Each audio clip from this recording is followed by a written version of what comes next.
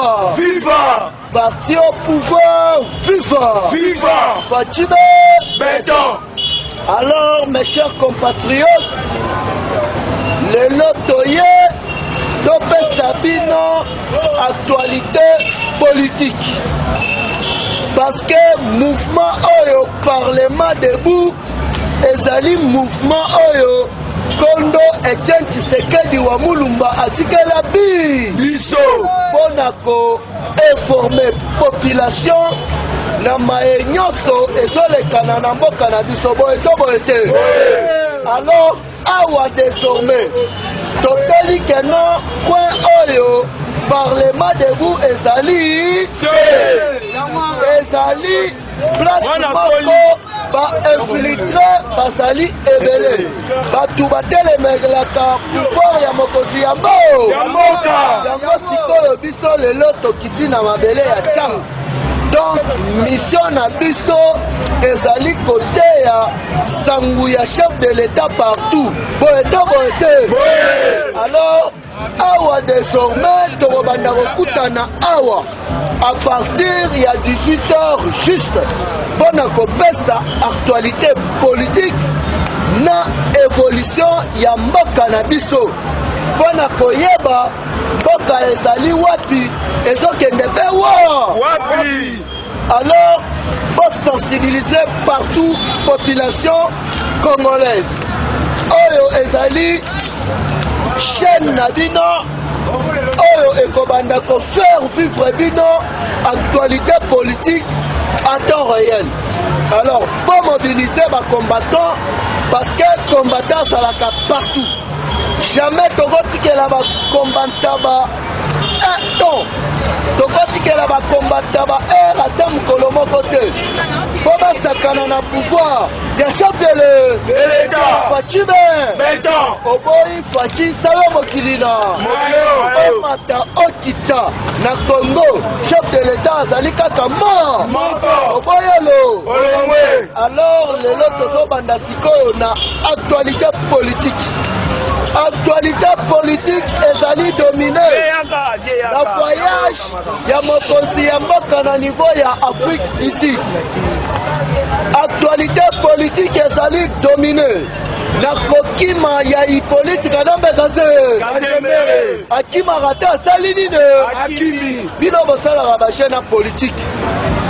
Faci amemaki bango malembe bango babulaki esoba babulaki ebolole o étiquette mais étiquette wana o babenga lelo Janine Mabunda kwa ya rata sali nini IDPS viva lelo makelele nyonso oyo banguna babandaki kosala makelele nyonso ba soi-disant opposant oyo babandaki kosala lelo bamakelele nyonso ekweyaka na mai te esali nini tombola loboko kanga IDPS viva. Alors désormais tokobanda kozala awa mpona kopesa actualité politique ya mboka parce que chef de l'État azali kobundana azali kolala pongi te po ete biso nyonso tozwa misala nde parce que Kabila ayaki kobomela biso mboka héritage Kabila tika na mboka na biso ezali kuluna ezali kimuyibi ezali kindumba mais batu oyo tosanganaki na bango IDPS viva tosanganaki na bango au nom de la paix toyebisi bango boye tokolanda masumu oyo bino bosala te au nom de la paix tozosangana todirige biso nyonso nzela moko mais lar bango baye gratuité ya enseignement. Mes chers combattants, mes chers compatriotes, ezali na kati ya constitution IDPS viva. Alors tant qu'eza na kati ya constitution depuis 2003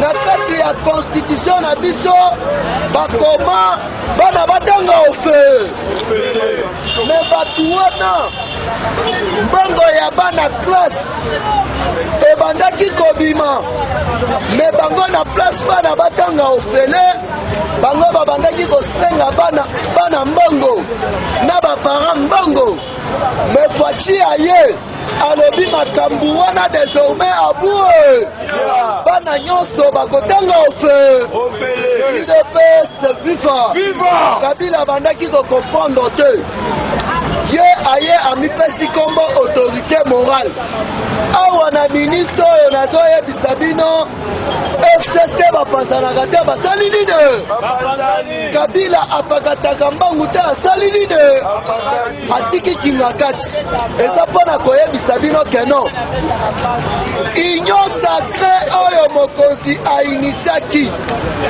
ya keno chef de l'état alobaki asolola na bakongole nyonso leo faci asololi na bakongole baye batie ye maboko awa nazoyebisa yo Shadari babenganaka ye na FCC te basali nini Nemi Mwilonya babenganaka ye te basali nini babengani ye mpona nini UDPS viva babengani ye parce que bato wana à chaque fois babandaki kosala basortie médiatique raté mpona kofinga mokonzi ya mboka mais chef de l'état Faci Beton asalaki politique ya komibimisa Kizengi bango babulaki azali Kizengi mais soka nde mwana mayele UDPS viva tembola loboko kangaba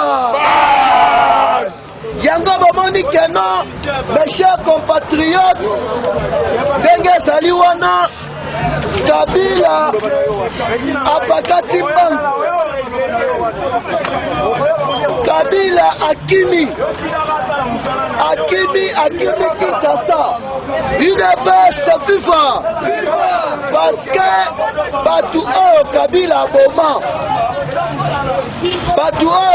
aboma a bientôt Kabila bakojuge ye na Kinshasa parce que papa Tshisekedi aloba na biso boye bokangelanga Kabila boyelanga ye awa sikoyo problème ezalaki nini UDPS viva parti au pouvoir viva politique ezalaki nini chers compatriotes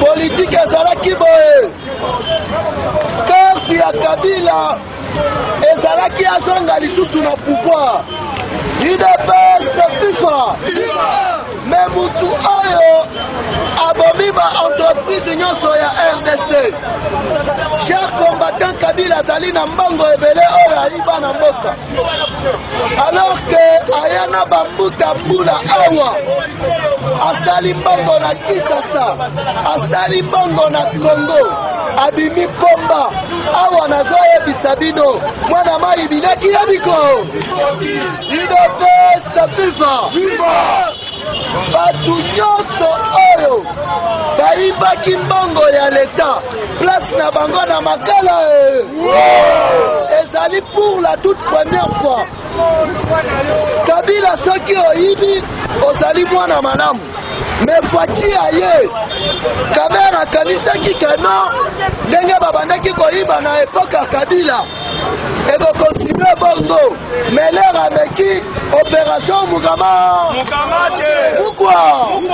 naselembawe azali wana azoli afungulande eza mpona koyebisa bino nini papa Tshisekedi alaki mutu ya état de droit papa Tshisekedi alaki mutu ya logique yango wana bato ebele babandaki kocomprendre te awa nazoyebisa yo ilunga ilunkamba ademisionaka te asali nini UDPS viva betela Faci mabao makasi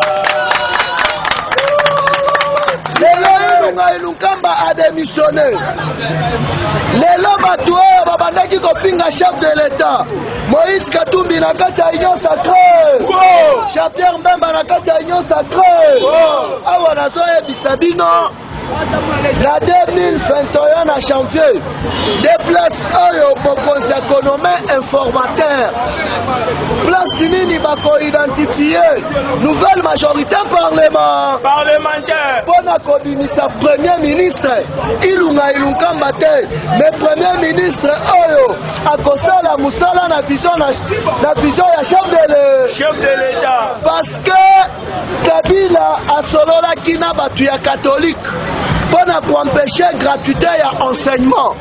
Awa nazoyebisa yo batu oyo babinaki mbeya batu oyo bakanisaki ke non Congo ezali Sainte Heureuse, Congo ezali Masina, bakweyaka te basali nini? Parce que batu babimisa madidi ezali Moïse Katumbi na Jean-Pierre Mbemba. Awa lelo baye basangani na Fachi Beton balobi biso il faut tosala musala. D'après tout biso nyonso tozali ba Congo yango basangani. Alors kokamwa te mutu akobima premier ministre ezali Moïse Katumbi tcha mutu akozala ministre ya défense ezali Jean-Pierre Mbemba. Mutu akozala président ya Assemblée nationale ezali Jean-Marc Kabunda.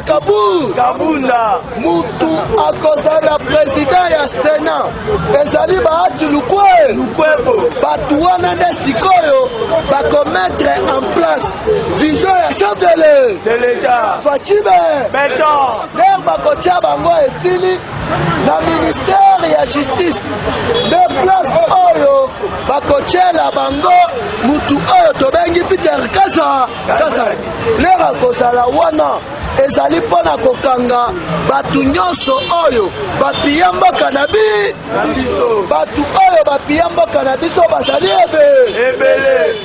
Yango boyoki mukolo ya lobi Yadari ya lobi akokota na kati ya Union Sacrée. UDPS viva! Parti au pouvoir viva! Tombola loboko gangaba! Fachi Beton!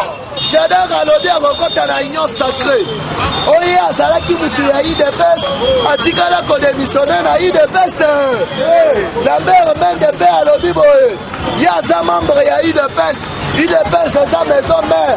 Bango balandaki Kabila mpona kokende koyiba mbongo mpona kozwa mbongo na minute oyo soutien na bango ezali epai ya chef de l'État. Batu wana bamoni nini eza mpona koyebisa bino boye chers compatriotes. Union Sacrée ezali place ya kobomba ba criminel te. Union Sacrée ezali place ya batu oyo il faut basala musala na vision ya chef de l'État. Parce que boyebi bien Fachi abandaki kolala pongi te. Chaque tongo midi pourquoi Fachi abandaki kokende na niveau ya poto, niveau ya libanda mpona koluka ba investisseur. Mais chose grave, l'air mokonzazo luka ba investisseurs, ba européens, ba américains, ba français, ba belges, ba allemands, pour baya ko investir na RDC. Zoka de bitumba ya est, mutu azali ko sponsoriser yango, ezali Olive Lembe na mobali na ye Joseph Kabila.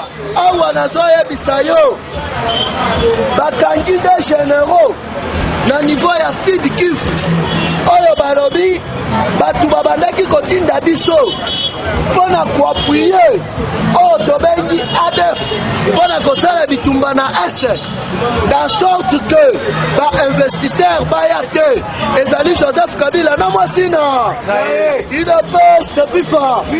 Alors que tozali na kati ya état de droit nazali koyebisa bino boye le 7 janvier 2021 Kabila na justice mpona kojustifie yo boni obandaki kotinda batu baboma peuple Congo alors que l'air akimi alongwaki na kati.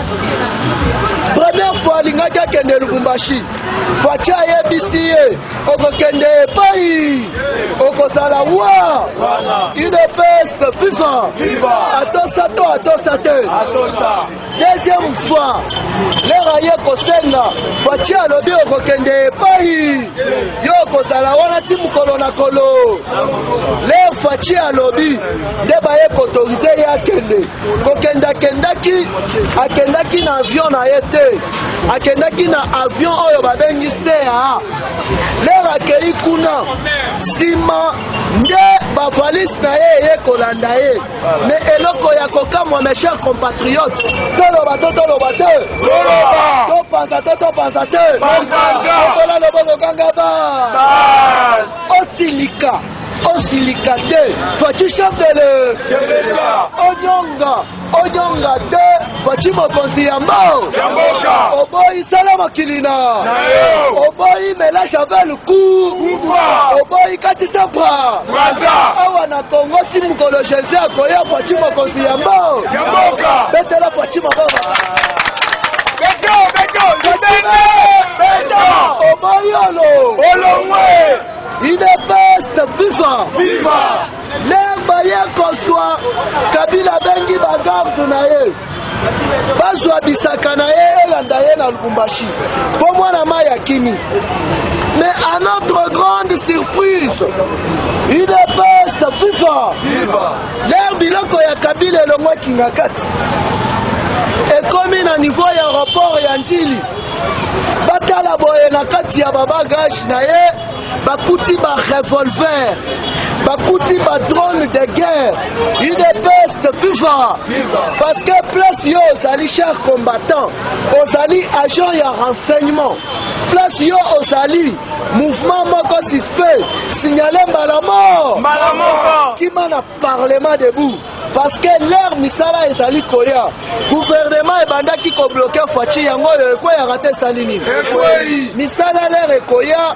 okoyoka ngo na top Congo te ekoya na ba parlementaire de place oyo tokoluka dans les prochains jours to identifier ba parlementaire nyoso oyo na deux photos na yo passeport tokosala oyo tobengi groupe na biso ya batu ya moto ya parlement debout décision finale parce que parlement oyo kombo nango décision finale parti au pouvoir viva l'air bakangi minduki ya Kabila na bisaka na ye bablokaka yango te basali nini bakangi na bambongo ebele alors que mwana mai asalaki stratégie moko oyo ya kotisa na ville province de Kinshasa batu ya maboma ya Lukuta UDPS viva bona information na yo depuis babandaki déjà traque ya kofuye batu ya maboma ya Lukuta bakangi déjà plus de 500 maboma omona mutu liboma tout ce que omoni liboma ya sika na quartier na yo landela yo malamu okomona mutu ya liboma mais azana munduki azana bambongo ya badola azana telefone alors que bazalaki ba espion ya politique na kanambe oya bandaki koluka par tous les moyens pona ko éliminer mokonzi ya mboka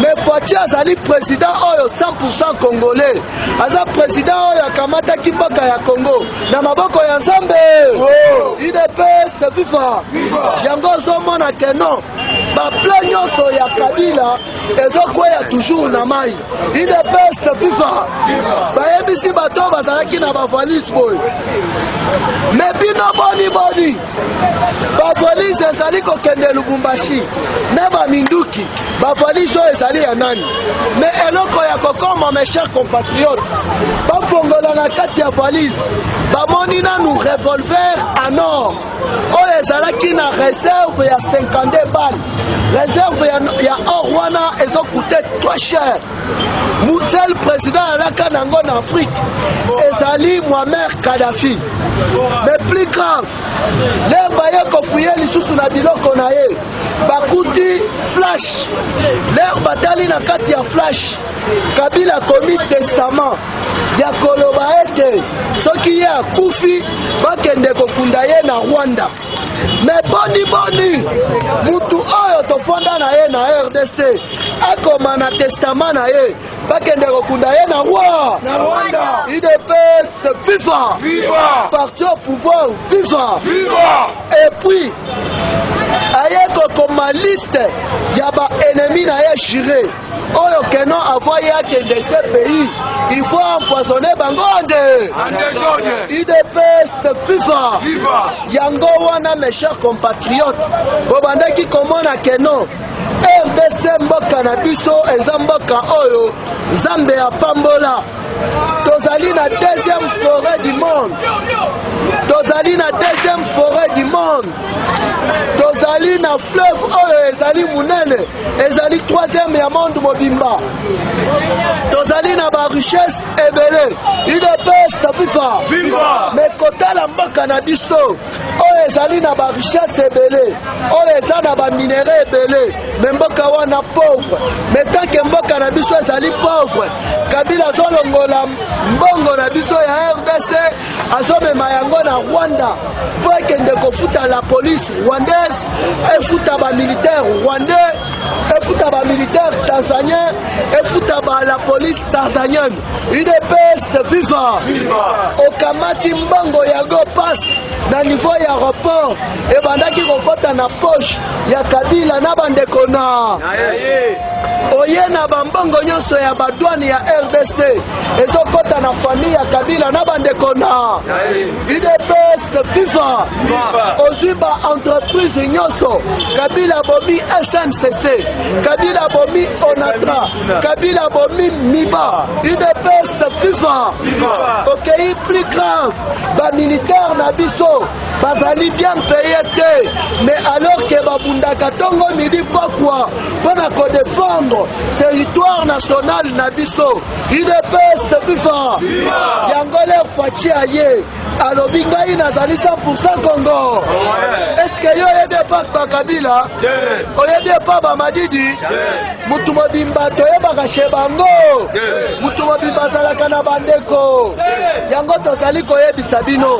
Moïse na Jean-Pierre Mbemba va comprendre que Fachi azali ndeko na biso Congo. UDPS FIFA. Oboyi sala mokilina. Tombolo loboko kangaba. Bas. Yango tozwaki mokano ya kokita na changu mpona koimpose baparlement de Bouebe. Parce que bato wana bazali koloba oswadiza changu ezali na ya bango, mais changu ezali ya bana ya UDE. Parce que leur musée akotaka awa bato bakanga bakadogo na maboko ezali bakombata ya UDE. Tout okobanga mutu UDPS FIFA. Yango moni que non, mes chers compatriotes, FCC a commis agité. Nous sommes pour la nini. La politique bakendaka pressé te. L'air Laurent Désiré kendaki pressé. Yango bomona ki que non. Laurent Désiré Kabila baboma qui est avant. Fachi azwa ki temps. Yako étudier ennemi na ye. Yakoyeba ete mutu oyo azali munguna nakosala stratégie nini mpona bloke yande batuler Fachi à reconduire à Misi Tango Fort leti inspecteur ya Fort DC ebele babandaki comprendre diplomatie te alors que ezalaki stratégie UDPS FIFA. Tango Fort azali militaire oyo alaki sous sanction ya Union européenne na États-Unis da l'air baye kosoye pa Fachi azuye na moral ayebisi soki olingi bato wana balimisi na yo balibere bambongo nyonso yo oyiba bimisa baseklave. Alors que chers compatriotes na mboka na biso ba généraux rwandais bazalaki ebe na ba poste nyonso stratégique Kabila tchaki ba rwandais yango babandaki komona ke bitumba ya est guerre ya est ebandaki kosila te nyonso wana ezali mpona ba stratégie ya Kabila oyo asalaki mpo banda koespionne mboka na biso.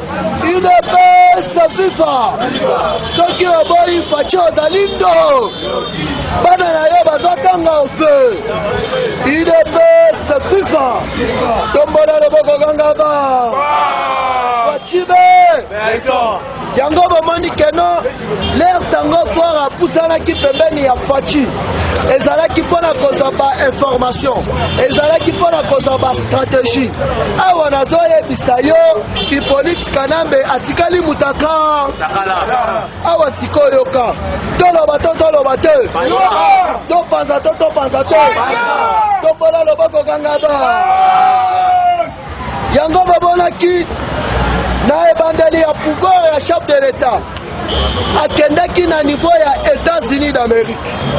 États-Unis azali parmi ba partenaire na biso privilégié. Bango de bazali ko parrainer pouvoir ya Fachibe. Awa nazo ebisa yo.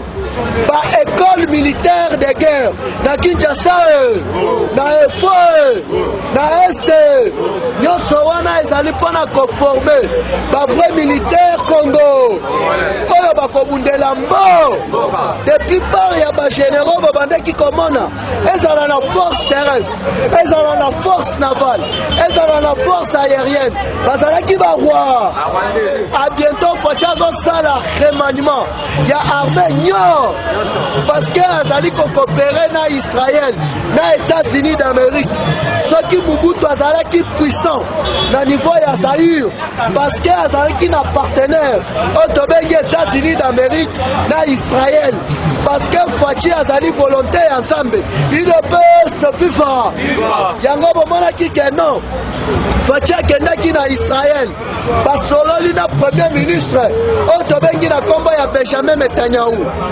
raye awa mes chers combattants ezali depuis cela fait 30 ans oyo ambassade ya Israël ezalaka lisusu na Congo te ndenge tozoloba na bino ambassadeur ya Israël na Congo alors que ambassadeur ya Israël ezali biblique po Bible elobi mutu akopambola Israël na mpe na kopambola ye nde mutu akobundisa Israël na mpe na kobundisa ye nde UDPS FIFA alors que Kabila bazalaki batu oyo babandaki kodirige na makila babandaki kokonza na makila UDPS FIFA l'air Fachi aye alobi ambassade ya Israël il faut ezala na République démocratique du Congo l'air batia matambe na bango awa elingi koloba ete misala nyonso ya soloka na maye epesaka bango vertige te esali nini yango bomoni confusion ekoteli bango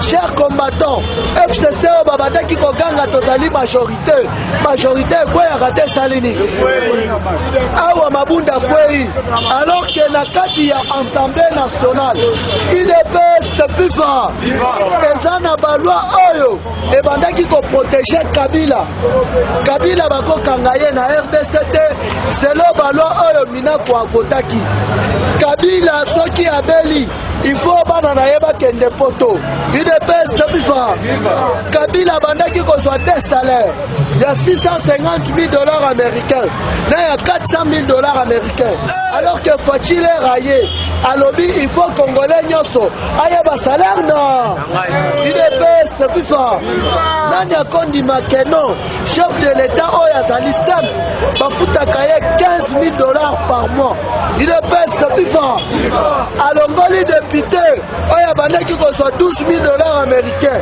akitisi ye na $4,500 américains alobi ba-enseignant bazali ba-militaire bazali batu bazali ebele boni bino badepute na baministre po banda kozwa mbongo ebe nde Fachi alobi désormais makambo ya kozwa bambongo ebele ya bue na banda nanu na salaire nanga me batu babandaki kocomprendre te lero omoni parlement oyo ekwei ezalaki parlement oyo bango préoccupation na bango ezalaki politika na UDPS FIFA awa tie ekwei boye batu bazali kokonza yango ezali bureau d'âge lero bazokonza yango à partir ya janvier nde bakosala élection ya bureau définitif ya assemblée UDPS c'est plus fort.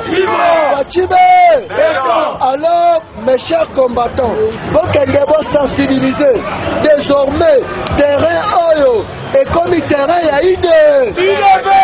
Banda kokutana na biso bino na bino awa banda kokutana chaque 18h ou soit 17h30 toye do fazi sangu ya Fachi il ne peut se plus fort il ne peut se plus fort par ton pouvoir plus fort alors tokutana mukolo ya lobi botobeta masolo kito lelo abue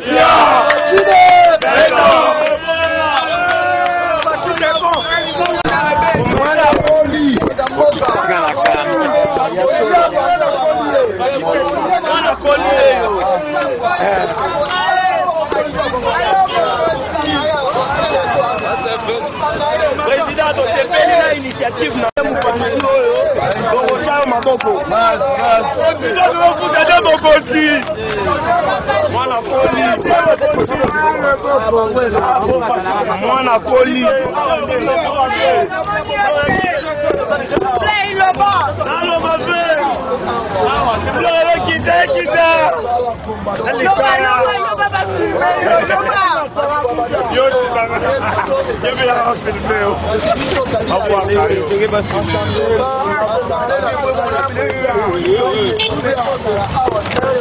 Allez,